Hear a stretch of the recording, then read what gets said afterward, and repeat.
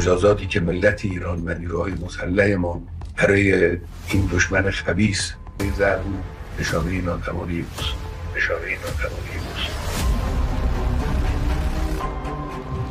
Israel জুড়ে ভয়ঙ্কর ইরানি মিসাইলের আক্রমণের বেশ কিছুদিন পেরিয়ে গেছে, আর সেই আক্রমণ যেন এখনও ইসরায়েলের আকাশে মেঘ হয়ে ঘুরছে।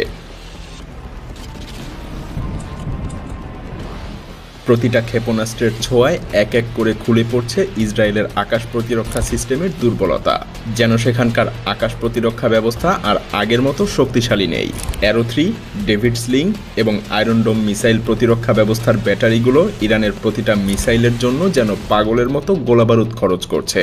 ঠিক সেই সময়ই একদিন ওয়াল স্ট্রিট জার্নালে এক মার্কিন কর্মকর্তার মুখে শোনা যায় এক ভয়ঙ্কর খবর। অ্যারো ক্ষেপণাস্ত্রগুলোর প্রতিটার দাম $3 মিলিয়ন, আর তখন ইসরায়েল সেটা যতটা সম্ভব বাঁচিয়ে রাখার চেষ্টা করছিল।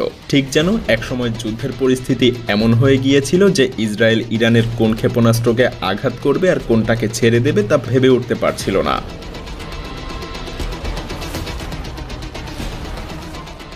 12 দিনের যুদ্ধের শেষের দিকে ইসরায়েলের প্রতিরক্ষা ব্যবস্থা চাইলেও ইরানের সমস্ত ক্ষেপণাস্ত্র প্রতিরোধ করতে পারছিল না। এর প্রমাণ এখন আপনার মোবাইলের স্ক্রিনে। ইসরায়েলের গুরুত্বপূর্ণ কেন্দ্রগুলোকে টার্গেট করা হয়েছিল, যেমন বেটমের যুদ্ধ মন্ত্রণালয়, যার ধ্বংসাত্মক ছবি ইসরায়েলের শাসকদেরকে চমকে দিয়েছিল, এবং বীর আল সাবায়, যেখানে নির্ভুলভাবে আক্রমণ করা হয়েছিল ইসরায়েলের সেনা কমান্ড ও গোয়েন্দা কেন্দ্র এবং একটা হাসপাতালের পাশে, যা অত্যন্ত নিখুঁতভাবে আঘাত হেনেছিল।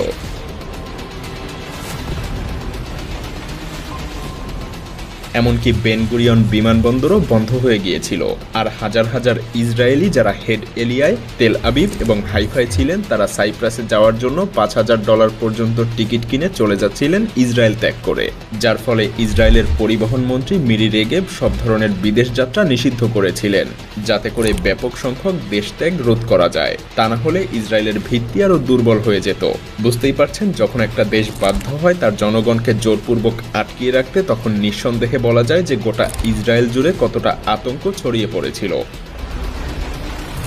যদিও বহু বছর ধরে ইসরায়েল নিজেদের অপ্রতিরোধ্য ভাবমূর্তি পৃথিবীর সামনে তুলে ধরেছিল, কিন্তু ইরানের ক্ষেপণাস্ত্র এবং ড্রোনের মিলিত আক্রমণে সেই ভাবমূর্তি এবং গৌরব যেন ভেঙে টুকরো টুকরো হয়ে গেছে। আর ইরানি ক্ষেপণাস্ত্রের আঘাতের ধ্বংসযজ্ঞের ছবি এবং ভিডিও ইসরায়েলের ব্যাপক সেন্সরশিপের পরেও সোশ্যাল মিডিয়ায়